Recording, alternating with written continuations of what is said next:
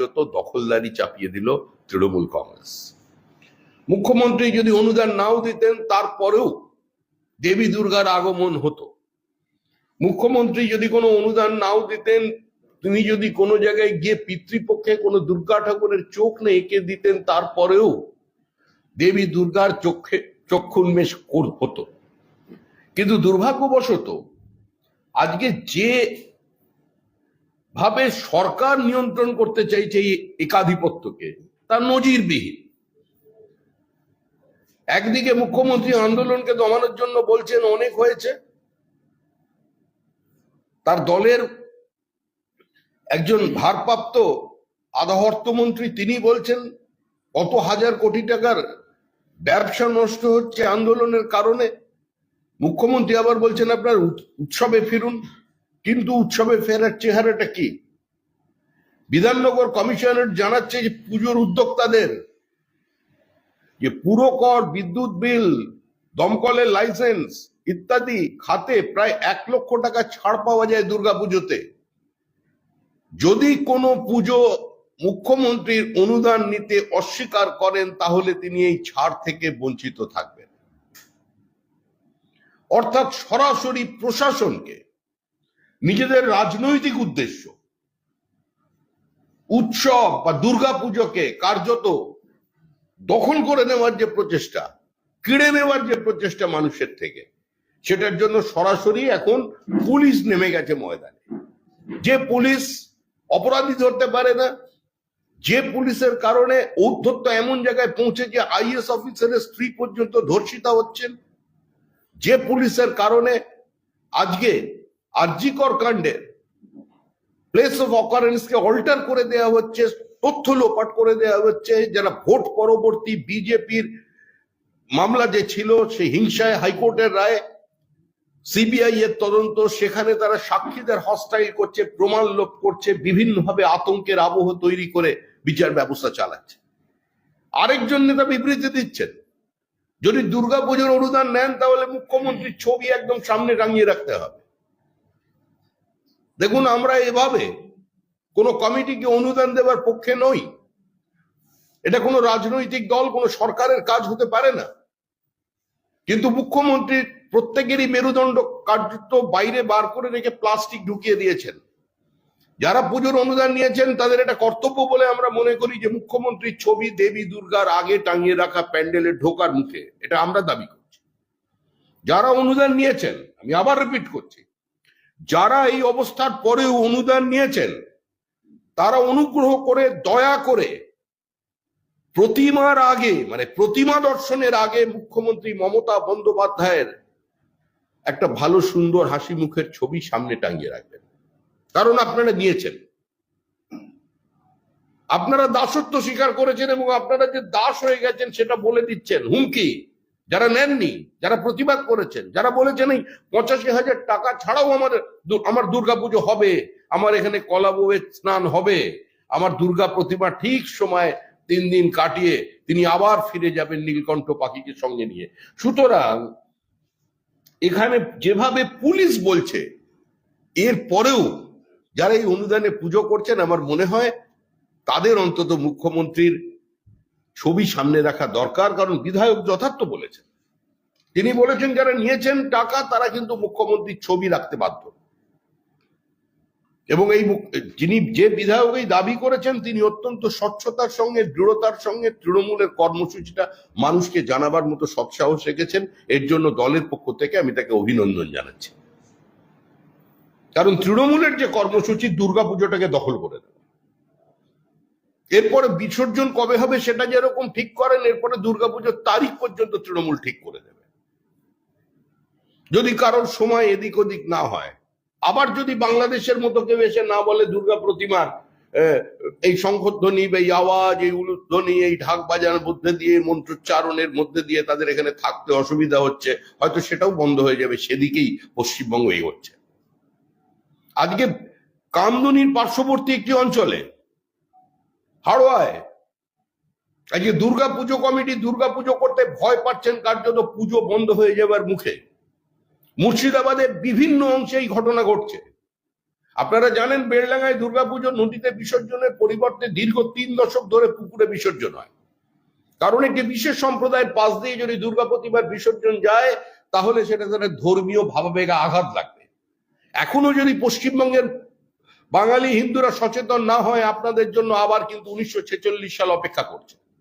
1945 সালে পশ্চিমবঙ্গের মানে তখনকার অবিভক্ত বাংলার যে অবস্থা হয়েছে, তখন কলকাতার যে অবস্থায় ছিল 1945 সালে, এবং 1945 সাল থেকে 1946 সাল পর্যন্ত যদি মুসলিম লীগের বিভিন্ন বক্তাদের বক্তব্য শোনা যায়, আর আজকে যে বক্তৃতা চলছে বিভিন্ন জায়গায় জলসা বিলাদের নামে, ধর্মাচরণের নামে যে প্রকাশ্যে ভারত বিরোধী কথাবার্তা চলছে, আজকে সেটার জন্য চিন্তা করতে হবে।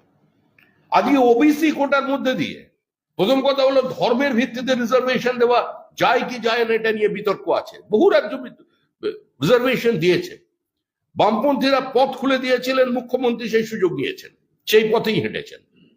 কিন্তু এই মুহূর্তে পশ্চিমবঙ্গের যদি ওবিসি হয়, হিন্দু ওবিসির সংখ্যা জনসংখ্যার প্রায় 40%।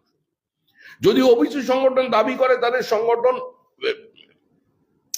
2011 আদমশুমারির পরে যে ওবিসি শতকরা এখানে উপস্থিতি হচ্ছে 41%। আমরা মনে করি 41% না হলেও ওখানে ওবিসির উপস্থিতি আছে 38%। এখানে আদমশুমারি অনুযায়ী, শেষ আদমশুমারি অনুযায়ী সংখ্যালঘু মুসলিমদের জনসংখ্যা হচ্ছে 27%।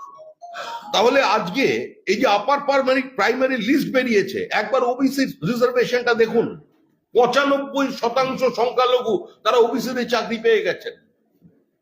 কোন পশ্চিমবঙ্গ, কোন দিকে যাচ্ছে পশ্চিমবঙ্গের ভবিষ্যৎ? আমি প্রত্যেক অভিভাবককে ভাবতে বলছি, আমি পশ্চিমবঙ্গে বিজেপি কোনো জাতপাতের রাজনীতি করে না, জাতপাতের রাজনীতিতে বিশ্বাস করে না, কিন্তু casteism is the social reality, এবং সংরক্ষণ একটা সামাজিক বাধ্যবাধকতা। যখন সুপ্রিম কোর্টের গাইডলাইন মেনে বিভিন্ন মামলায় সুপ্রিম কোর্টের যে অবজারভেশন আছে, সাচার কমিশনের যে রিপোর্ট আছে, এবং সাচার কমিশন যখন তাদের রিপোর্ট তৈরি করবার জন্য বিভিন্ন জায়গায় ঘুরছিলেন, তারা আক্রান্ত পর্যন্ত হয়েছিল। সাচারের টিম পাটনায় তাদের অফিস ভাঙচুর করে বলেছিলেন Islam is the religion of brotherhood, এখানে উচ্চ নিচ নেই, অস্পৃশ্যতা নেই, এখানে কোনো বর্ণবিদ্বেষ নেই। কিন্তু তারপরে রিজার্ভেশন হয়েছে। আমরা চাই সংখ্যালঘু মুসলমানদেরও, তাদেরও আর্থসামাজিক উত্তরণ হোক, তাদের স্কুলেও বিজ্ঞান ইংরেজি পড়ানো হোক, তারাও সমাজের মূল স্রোতে আসুক, তাদের মধ্যেও মেধাবী ছাত্রছাত্রী জন্ম নিক, তারা এগিয়ে আসুক। আমরা চাই তারা ব্যাংকের সহযোগিতা পাক, আমরা চাই তারা সরকারি চাকরিতে তাদের অংশগ্রহণ হোক। কিন্তু শুধুমাত্র তোষামোদের রাজনীতি কোন পর্যায়ে পৌঁছেছে? আমি আবেদন করব পশ্চিমবঙ্গবাসীকে, আবেদন করব দল মত নির্বিশেষে, তৃণমূল কংগ্রেসের কর্মীদের, তৃণমূল কংগ্রেস যারা করেন, যারা তৃণমূল কংগ্রেসকে ভোট দেন, তৃণমূল কংগ্রেসের যে ছাত্র নেতারা আছেন, তাদের বাবা মায়ের কাছে আমার আবেদন, আমার দলের পক্ষ থেকে একবার তালিকাটা খুলে দেখুন, আপার প্রাইমারিতে ওবিসি লিস্টে কি রিজার্ভেশন আজকে হয়েছে। চূড়ান্ত ধ্বংসের দিকে যাচ্ছে। এটা কি বাংলাদেশের পরীক্ষা হয়েছিল না পশ্চিমবঙ্গ? এটা না আমরা গ্রেটার বাংলাদেশকে মেনে নিয়েছি, না আমরা 46-এর সময় আমরা সেই ইন্ডিপেন্ডেন্ট বেঙ্গল মুভমেন্টে ঢুকে গেছি সুরাবর্দির নেতৃত্বে। এরপরে এখানে কি হবে? এরপরে তো এখানে বাংলাদেশের প্রস্তুতি তৈরি হবে। যতক্ষণ 30% ততক্ষণ ভারতীয় সংবিধান, যখন 40% তখন শরিয়াত। আজকে সেই দিকে পশ্চিমবঙ্গ যাচ্ছে। আমরা আবার বলছি, আমরা বিভাজন চাই না, আমরা হিন্দু মুসলমানের বিভাজন করে ভোট ব্যাংক তৈরির রাজনীতির বিরোধী। ডক্টর শ্যামাপ্রসাদ মুখার্জি এখানে হিন্দু উদ্বাস্তুদের স্বার্থে তিনি লড়াই করেছেন, মাথায় থেকে কোনোদিন টিকা পড়তে হয়নি, গায়ে গৈরিক বস্ত্র দিতে হয়নি। তিনি লড়াই করেছেন এখানে হিন্দুদের স্বার্থে, ওপার বাংলার হিন্দু উদ্বাস্তুদের স্বার্থে। আজকে সমস্ত বুদ্ধিজীবী, সমস্ত কবি সাহিত্যিক যারা ওপার বাংলায় যান, এপার বাংলা ওপার বাংলার কথা বলেন, বিভিন্ন সময় বাংলাদেশ থেকে চন্দন চর্চিত মাল্যভূষিত হয়ে পুরস্কার ফিরে এখানে এসে বাংলাদেশের বিভিন্ন গল্প বলতেন, আজ তারা কোথায়? তারা চুপ কেন? তারা আজকে মুখ বন্ধ করে আছেন কেন যখন বাংলাদেশে এ ধরনের অত্যাচার চলছে? আমরা ইথিওপিয়ায় মার্কিনী অবরোধ নিয়ে টালা থেকে টালিগঞ্জ পর্যন্ত যাত্রা দেখেছি। আমরা পশ্চিমবঙ্গে বিভিন্ন সময় গাজা স্ট্রিপে আজকে ইসরায়েলি আক্রমণের বিরোধিতা করবার জন্য মানুষকে পথে নামতে দেখেছি।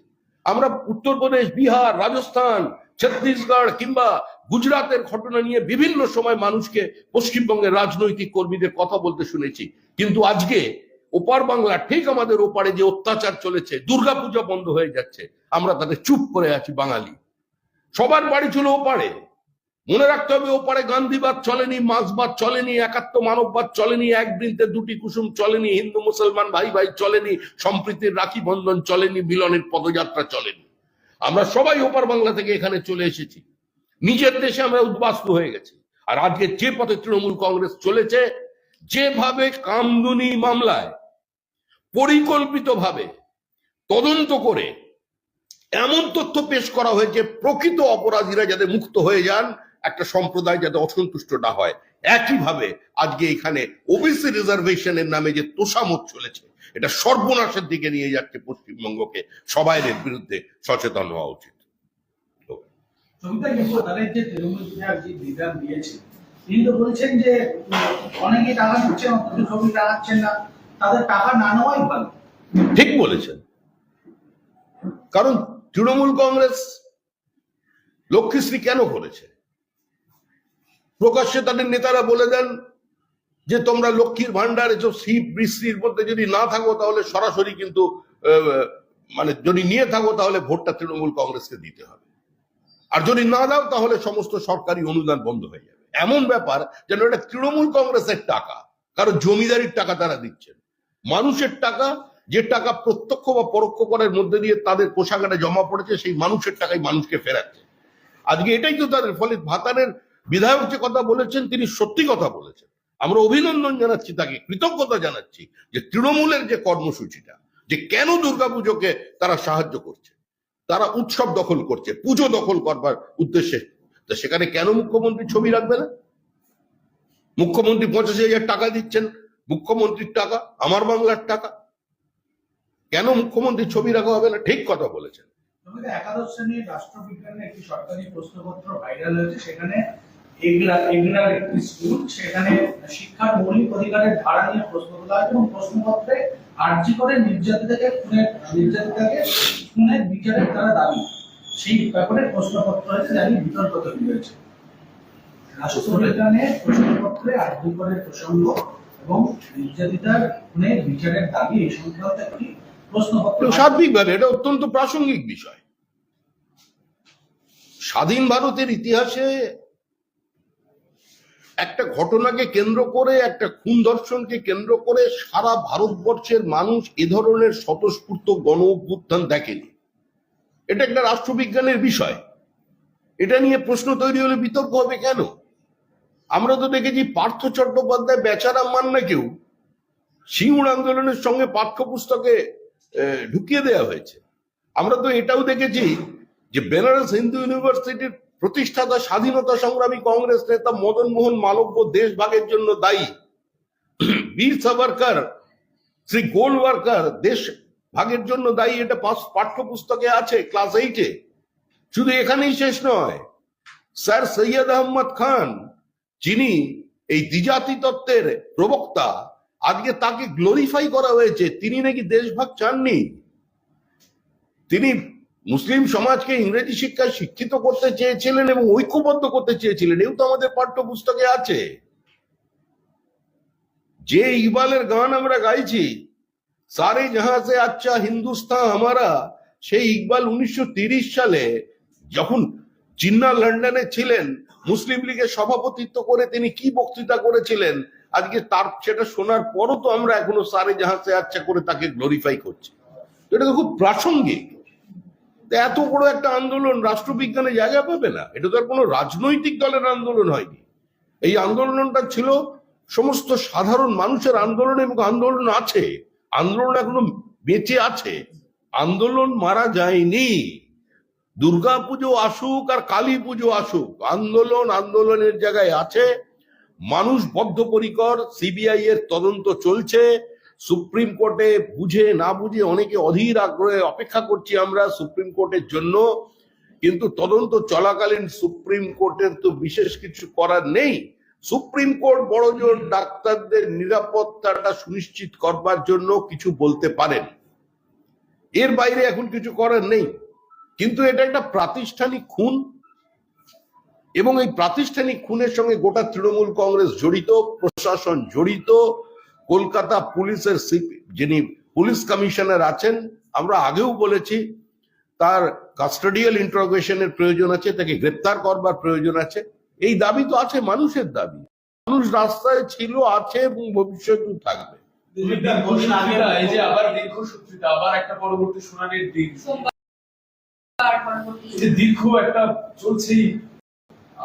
আমি তো সুপ্রিম কোর্টের বিচারপতি নই, আর আমার দল তো কোনোদিন গিয়ে সুপ্রিম কোর্টের বিচারপতির বাড়িতে গিয়ে পোস্টার মারতে আমাকে বলবে না, বা সুপ্রিম কোর্টের বিচারপতির কে আমাদের কলকাতা হাইকোর্টের মতো বিচার কক্ষের গিয়ে জামা ধরে টানাটানি করবে না। বলে এ নিয়ে আমি কি বলতে পারি? দীর্ঘসূত্রিতাতে সবাই আবেগ একটু আহত হচ্ছে, কিন্তু তদন্ত তো চলছে, এবং তিনি তো বলেছেন তদন্তে বড় লিড আছে। আজকে তার কথাবার্তার মধ্যে শোনা গেছে। আজকে এই যে কনভারসেশন, সেই কনভারসেশনে এটা উঠে এসেছে, রাজ্য সরকার বলেন যে ডিউটি রুম সংস্কারের জন্য আমরা সিবিআই এর অনুমতি চাই। সিবিআই এর তরফ থেকে, সিবিআই এর যিনি আইনজীবী তিনি বলেন যে প্রথম 5 দিনই যখন ভাঙচুর করেছেন এখন আর আপত্তির কিছু নেই। কিন্তু স্বাভাবিক আছে, যেটা সিবিআই ঠিকই বলেছে, যেটা সরানো সেটা তো সরানো হয়ে গেছে, যা মোছার সে তো মুছে ফেলেছেন। আবার নতুন করে মৃতদেহ চুল ছেড়ে মৃতদেহ হালকা করবেন, আবার হয় নাকি? কদিন আগে মুখ্যমন্ত্রী নবান্নে সাংবাদিক বৈঠক করে বলেছেন 112 ফুটের প্রতিমা নিয়ে তিনি উদ্বেগ প্রকাশ করেছেন রানাঘাটে। সেই প্রতিমা যদি স্ট্যাম্পেড হয় তিনি একটা আশঙ্কা করছেন। আজকে কোর্টে সেই মামলা ছিল, সেখানে কোর্ট বলেছে যে এই প্রতিমা কিভাবে দর্শন করা যায় সেই ব্যবস্থা জেলা প্রশাসনকে করতে হবে। প্রয়োজন হলে রাস্তা থেকেও মানুষ এই প্রতিমা দর্শন করতে পারছে, রাস্তা মানে মণ্ডপের কাছাকাছি না পৌঁছে বাইরের বড় রাস্তা থেকে যদি প্রতিমা দর্শন করা যায় সেই ব্যবস্থা প্রশাসনকে করতে হবে, কমিটিকেও নির্দেশ দিয়েছে। এই যে প্রতিমা দর্শনের জন্যও যে কোর্টে যেতে হচ্ছে, 112 ফুটের প্রতিমা করছে রানাঘাটে কোন একটি পুজো মণ্ডপ, সেখানেও কোর্ট ইনভলভমেন্ট। দেখুন, মানুষ কিভাবে তার দেবীকে দেখবেন, মানুষ কিভাবে তার আবেগ উচ্ছ্বাসকে প্রকাশ করবেন, এটা সম্পূর্ণভাবে মানুষের ব্যাপার, সেই সংস্থার বিষয়। কোন রাজ্যের মুখ্যমন্ত্রী নিশ্চয়ই উদ্বেগ প্রকাশ করতে পারেন, সেখানে বেশি ভিড় হয়ে গেলে স্ট্যাম্পেড হওয়ার সম্ভাবনা আছে। তারই পুজোর উদ্যোক্তাদের সংখ্যাই বেশি পশ্চিমবঙ্গে। মানে তৃণমূলী প্রভাব মুক্ত পুজোরই দেবীর আরাধনাটা এখন ওরাই কি একটু বেশি করেন। তো সেই জন্য উচ্চতা নিয়ে স্বাভাবিকভাবে ওনার একটু চিন্তা আছে, কারণ আমরা তো ছাত্রাবস্থা থেকে কোনোদিন দেখিনি যে ওই শিবরাত্রির সময় বিশাল বিশাল শিব নিয়ে দক্ষিণ কলকাতায় কিছু মানুষ দৌড়চ্ছে আর বলছে খেলা হবে খেলা হবে খেলা হবে। এই নতুন ধরনের যে আরাধনা বাংলায় এসেছে তৃণমূলের কারণে, সেটা নিয়ে মুখ্যমন্ত্রীর চিন্তার কারণ আছে। শ্রমিকা, একটা স্লোগান খুব ভাইরাল হচ্ছে বা বিতর্কের সৃষ্টি হচ্ছে একটা স্লোগানকে ঘিরে, কাশ্মীর মাগে আজাদ। এই স্লোগানটা আরজি করের এই তিলোত্তমার ন্যায় বিচারের দাবিতে যারা রাস্তায় নেমেছেন প্রতিবাদীদের একাংশ এই স্লোগান তুলছে, কাশ্মীর মাগে আজাদ। এরকম আমরা শুনিনি। এরকম যদি স্লোগান যদি কেউ হয় এবং তারা যদি আহত হয়ে যায়, সেটা আমাদের কিছু করার থাকবে না।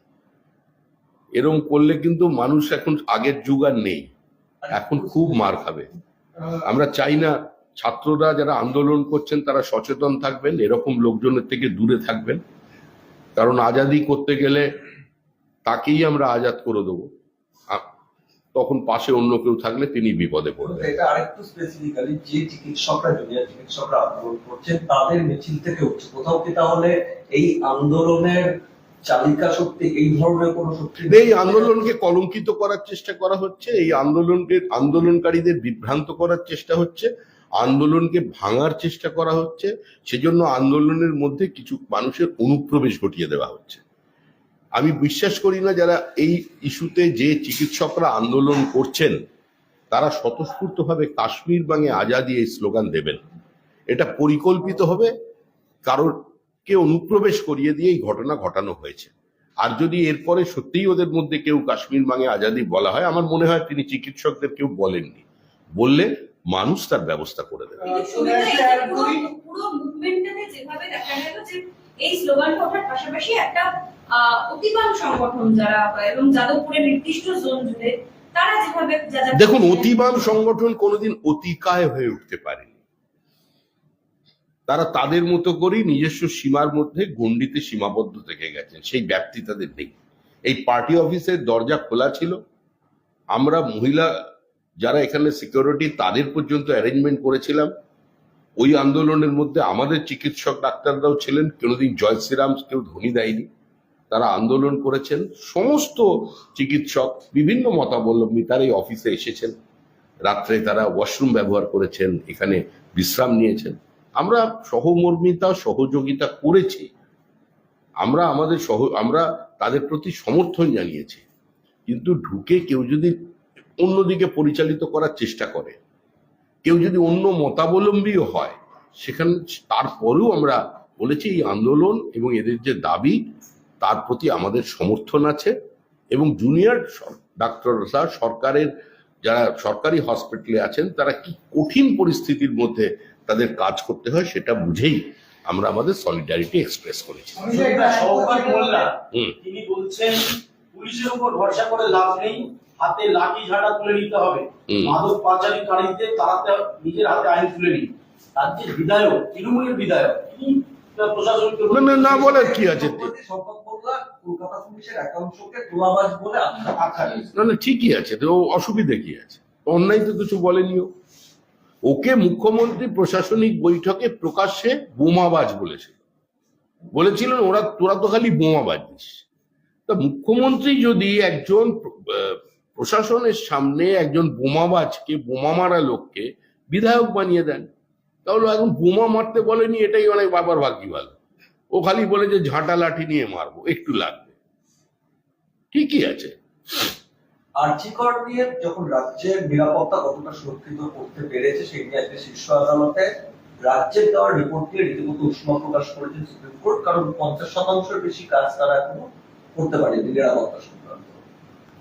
হ্যাঁ। অন্যদিকে দেখা যাচ্ছে ন্যাশনাল মেডিকেল কলেজে সাগরদত্তের পর আবার চিকিৎসক নিগ্রহের ঘটনা চলবে, ওটা যতক্ষণ তৃণমূল কংগ্রেস থাকবে ততক্ষণ চলবে। কারণ তৃণমূল কংগ্রেসের নির্বাচিত জনপ্রতিনিধি বিধায়করাই যখন প্রকাশ্যে ডাক্তারদের আক্রমণ করবার জন্য প্ররোচনা দিচ্ছে সাধারণ মানুষকে, তাহলে তৃণমূলের সোনার টুকরো যে সমস্ত ছেলেমেয়েরা আছেন তারা স্বাভাবিকভাবেই আক্রমণ করবে। এটা অত্যন্ত স্বাভাবিক ঘটনা। তো প্ররোচনা তো তৃণমূল কংগ্রেস দিচ্ছে। এখানে পুলিশ এর ডিপ্লয়মেন্ট যদি 10 থেকে বাড়িয়ে 50ও করে দেওয়া যায় তারপরেও আক্রমণ চলবে। কারণ যে সরকার পরিচালনা করে তার ইচ্ছা শক্তির প্রয়োজন আছে। সে নিজেই আক্রমণ করতে চায় ডাক্তারদের, তাহলে কে ডাক্তারদের সুরক্ষা দেবে? 5টা পুলিশ বাড়িয়ে দিলেই ডাক্তাররা সুরক্ষিত হয়ে যাবেন নাকি? হুমায়ুন কবিরের যে বক্তব্য সেটাও কি সেরকমই একটা প্ররোচনা হিসেবে দেখছেন হুমায়ুন কবির? না প্ররোচনা নয়। কোনো সুস্থ সভ্য সমাজে যদি হতো, কোনো সুস্থ সরকার থাকলে ও তো জেলের মধ্যে থাকতো। আমাদের এখানে বাঙালি বা হিন্দু বাঙালি মেরুদণ্ডহীন হয়ে গেছি আমরা। প্রকাশ্যে একজন বলে দিল দাঁড়িয়ে, যেখানে হিন্দুরা 30%, যখন প্রয়োজন হবে কেটে জলে ভাসিয়ে দেবো, তারপরেও মুখ্যমন্ত্রী একটি শব্দ খরচ করলেন না মুখ দিয়ে, এর বিরুদ্ধে একটি নিন্দা পর্যন্ত করলেন না, পুলিশ তার বিরুদ্ধে কোনো মোটো অ্যাকশন নিল না। তাহলে তো আমরা ধীরে ধীরে বাংলাদেশের দিকে চলে যাচ্ছি। এরপরে দুর্গাপুজো করাই মুশকিল হয়ে যাবে।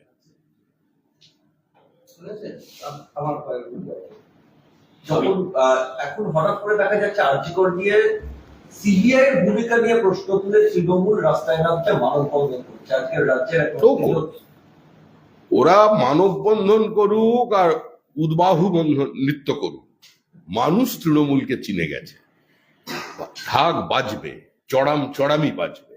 এই দুর্গাপুজোর যে ঢাক, সেটা তৃণমূলের বিসর্জনের ঢাক, সেটা ওরা জানে। আমার একটা কোশ্চেন আছে, করেন তার আমার দুটো আছে, করে না তবে আমার একটা কোশ্চেন হচ্ছে, আজকে মহিলা তৃণমূল কংগ্রেসের পক্ষ থেকে রাজ্য জুড়ে জেলায় 5 কিলোমিটার করে আর কি মানববন্ধন করেছে। সেটা হচ্ছে যে মুখ্যমন্ত্রীকে ধন্যবাদ দেওয়া যে ওমেন্স এম্পাওয়ারমেন্টের জন্য বা মহিলাদের জন্য মুখ্যমন্ত্রী প্রচুর প্রকল্প নিয়েছে। তাহলে থ্যাঙ্কস গিভিং মানববন্ধন আর কি একটা হয়েছে, ধন্যবাদ সূচক মানববন্ধন করা হয়েছে তৃণমূলের পক্ষ থেকে। স্বাভাবিকভাবেই মুখ্যমন্ত্রী দল তৈরি করেছেন, কংগ্রেস ভেঙেছেন, সাফল্য পেয়েছেন, তৃতীয়বারের জন্য হয়েছেন। দলের মালিকানা তার হাতে। দলে থাকতে গেলে, অনুদান পেতে গেলে, দলের নাম করে বিভিন্ন জায়গায় সরকারি সম্পদ আত্মসাৎ করতে গেলে মুখ্যমন্ত্রী স্তুতি করতে হবে। সেই জন্যই মানববন্ধন। তৃণমূল মানববন্ধনই করুন, আর তৃণমূল কোনো জায়গায় সমুদ্রের জলে গিয়ে স্নান করুন, ও গল্প সব এক। তৃণমূলের কোনো বক্তব্য, কোনো আন্দোলন, কোনো মানববন্ধন আর প্রকৃত মানুষের সঙ্গে বন্ধন স্থাপন করতে পারবে না। ওই যে সেই নারায়ণ গোস্বামী, যিনি আগেও বলেছিলেন পুজো সংক্রান্ত, তৃণমূলের বিধায়ক, তিনি আজকেও বলেছেন যে জাস্টিস তো আমরাও চাই, কিন্তু পুজোটা সার্বজনীন পুজো, উৎসবটা হোক, উৎসব যেমন হোক, যেমন আছে তেমন থাকুক, অর্থনীতি জড়িয়ে আছে হাজার হাজার কোটি টাকা, রুটি প্রশ্ন আছে এর সঙ্গে। আগেও তো রাজ্য সরকার ছিল, আগেও তো কোন দর্শন হয়েছে, আগে তো কেউ বলেনি এখন পুজো বয়কট করো।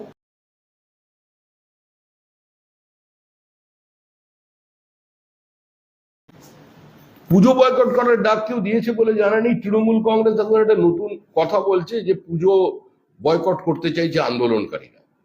যারা আন্দোলন করছেন তারা পুজো করার জন্যই আন্দোলন করছেন, পুজো করতে করতে আন্দোলন করছেন।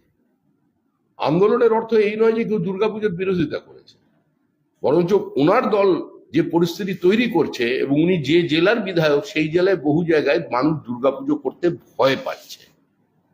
উনি বলছেন যে এই আন্দোলনের মধ্যে রাজনীতির কিছু পাকা মাথা আছে, যারা এই আন্দোলনটাকে ক্রমশ প্রসারিত করতে চাইছে, তারা এই উৎসব থেকে দূরে থাকার স্লোগান দিচ্ছে। উৎসব থেকে দূরে থাকার স্লোগান। উনি বলছেন, আমি একবার জিজ্ঞেস করতে চাই, আপনি কি দুধ জমা কিনবেন না, বাড়িতে মাংস খাবেন না? এই সমস্ত বলার মতো জায়গা পশ্চিমবঙ্গ নয়। বললেন না, বলতে আসবেন না। না না, বিভিন্ন ভাবে তৃণমূল কংগ্রেস বিভিন্ন হুমকি দিচ্ছে। আন্দোলনকারীরা যারা আন্দোলনের জন্য পথে নেমেছেন তাদের মধ্যে ভিন্ন ভিন্ন মতাদর্শের মানুষ আছেন, বহু সংগঠন আছে, নতুন বহু সংগঠন তৈরি হয়েছে, বহু আবাসনের মানুষজন নিজেদের মধ্যে গ্রুপ তৈরি করে তারা পর্যন্ত একসঙ্গে বিভিন্ন মিছিলে সামিল হয়ে যাচ্ছেন। তাই সরকারের বিরুদ্ধে যখন স্বতঃস্ফূর্ত জনরোষ আছড়ে পড়েছে, তখন বিভিন্ন ভাবে আন্দোলনকারীদের কালিমালিপ্ত করে দেওয়ার চেষ্টা হচ্ছে। বলছে যে উৎসবে যাব না, এই স্লোগান যারা দিচ্ছে, উৎসবে মা দেবো না এই স্লোগান যারা দিচ্ছে, তার পরিবারের সদস্যরাই এই স্লোগানের সঙ্গে একমত নয়। এটা জেনে রাখুন, জেনে রেখেই তারপর মহালয়ার ভোরে রাস্তায় নামবে, মহালয়ার ভোরে রাস্তায় নামবে। দেখুন, তৃণমূল কংগ্রেস যত হুমকি দিক না কেন, পুলিশকে দিয়ে যত প্রমাণ লোপেরই চেষ্টা করুক না কেন, আমরা আবার বলছি এই দুর্গাপুজোই হয়তো তৃণমূলের শেষ দুর্গাপুজো। 2026 পর্যন্ত এই সরকার থাকবে না। হয়তো দুর্গাপুজোর আগেই রাজ্যের মানুষ আগামী বছরে নতুন সরকার দেখতে পাবেন। ওদিকে রাজন্যা এবং প্রান্তিক, রাজন্যা আর প্রান্তিক ওরা তো বলেছিল পার্টি যা ডিসিশন নিয়েছে, কিন্তু আমরা মহালয়াতে ছবি রিলিজ করবো, টিজার রিলিজ ছিল। গতকাল ওদের দলের মুখপাত্র নেতা কুণাল ডেকে পাঠিয়েছিল, আলোচনা হয়েছে, তারপরে আজকে প্রেস কনফারেন্স করে ওরা ওদের স্ট্যান্ড চেঞ্জ করে দিচ্ছে যে না, আমরা দলই শেষ করবো। খুব সহজ বিষয় তো এটা। তৃণমূল কংগ্রেসে থাকবেন, তৃণমূলের কর্মসূচি মানবেন না, আমি তো প্রথম দিনই বলেছি, এটা অন্যায়। তৃণমূল কংগ্রেস যখন এই প্রাতিষ্ঠানিক খুনকে ধুয়ে মুছে সাফ করে দিতে চাইছে, অকুস্থলকে ভেঙে দিয়ে প্রমাণ লোপাট করে তাড়াতাড়ি অটোপসি করে আর তাড়াতাড়ি দাহ করে, তখন তৃণমূলের এই কর্মসূচির বিপরীতে থেকে তারা কেন ওখানে ছবি করতে গেছেন? সেজন্য কুণাল ঘোষ ওদের ডেকে পাঠিয়েছেন, এবং কুণাল ঘোষ অত্যন্ত স্বচ্ছতার সঙ্গে তাদের মেরুদণ্ডটা খুলে নিয়ে প্লাস্টিক ঢুকিয়ে দিয়েছে। লাগাতার হুমকি দিয়ে যাচ্ছে হুমায়ুন। চিকিৎসকরা ওর কথা কেউ ধরে না। রাজ্য সরকারের সদিচ্ছা নিয়ে চিকিৎসকরা প্রশ্ন তুলেছে, বলেছে যে হুমায়ুনের বিরুদ্ধে 22 সেপ্টেম্বর এফআইআর করা হয়েছে, তারপরেও দল তো কোনো প্রশাসন ব্যবস্থা নেই, দলও কোনো ব্যবস্থা নেই। তো ও তো পার্টির কথাই বলছে, দল কেন ব্যবস্থা নেবে? তৃণমূলের যা রাজনৈতিক অবস্থান, তৃণমূল যেভাবে এই আন্দোলনকারীদের দেখছে, যেভাবে তৃণমূল এই সামাজিক আন্দোলনের কে পর্যালোচনা করছে, সেটাই অত্যন্ত স্বচ্ছতার সঙ্গে, দৃঢ়তার সঙ্গে হুমায়ুন মানুষের সামনে বলেছে। ও তো কোনো অন্যায় করেনি, তো দলের কথা বলেছে। আমরা তো বলছি অপরাধীর ফাঁসি কি, এই সরকারটাই ফাঁসি দিতে হবে। সবচেয়ে বেশি পারছি না, বলো। 2024 নির্বাচনের আগে দেখা গিয়েছিল যে কেন্দ্রের বঞ্চনার অভিযোগ তুলে মমতা বন্দ্যোপাধ্যায় 100 দিনের কাজের টাকা সরকারের মানে রাজ্য সরকারের খাত থেকে দিয়েছিল। আবার দেখা যাচ্ছে যে আবাস যোজনার টাকা ডিসেম্বর মাসে দেওয়ার কথা ঘোষণা করেছে। মানে সেটা কি এই সামগ্রিক আন্দোলন থেকে নজর ঘোরানোর জন্য? না, আবাস যোজনার টাকা কোথা থেকে দেবেন? সবই তো টাকা বলে, উনি তো ঘোষণা করে দেন সবই হবে। ঘাটাল মাস্টার প্ল্যানে গত বছর ঘোষণা করেছিলেন 1200 কোটি টাকা আমি দিলাম, কোথায় বাজেটের রিয়ালোকেশন?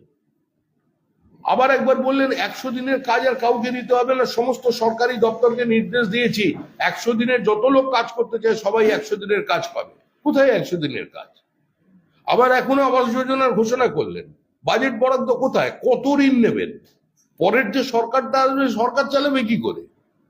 গোটা রাজ্যটাকেই তো ঋণ জালে জর্জরিত করে আমাদের পুরো রাজ্যটাকে একদম খাদের কিনারে নয়, প্রায় খাদে ধাক্কা মেরে ফেলে তারপরে ওনারা বিদায় নেবেন। আর একটাই আছে, সেটা হচ্ছে বিরোধীদের একাংশ মানে তৃণমূলের একাংশ অভিযোগ করছে যে দিলীপ ঘোষের খাস তালুক সেখানকার উপনির্বাচন, সেখানে দিলীপ ঘোষকে দায়িত্ব না দিয়ে সৌমেন্দ্র অধিকারীকে দায়িত্ব দেওয়া হয়েছে। দিলীপ ঘোষের খাস তালুক হিসেবে মেদিনীপুর, সেখানের উপনির্বাচনে তাকে দায়িত্ব না দিয়ে দলের অন্য কোনো নেতাকে দায়িত্ব দেওয়া হয়েছে। আপনার বাড়িতে আপনার মা রান্না করবেন না আপনার বৌমা রান্না করবেন, সেটা কি আমি বাইরে থেকে গিয়ে ঠিক করবো না? দলের না, আপনার বাড়িতে রান্নাটা কে করবে, কি রান্না করবে? মা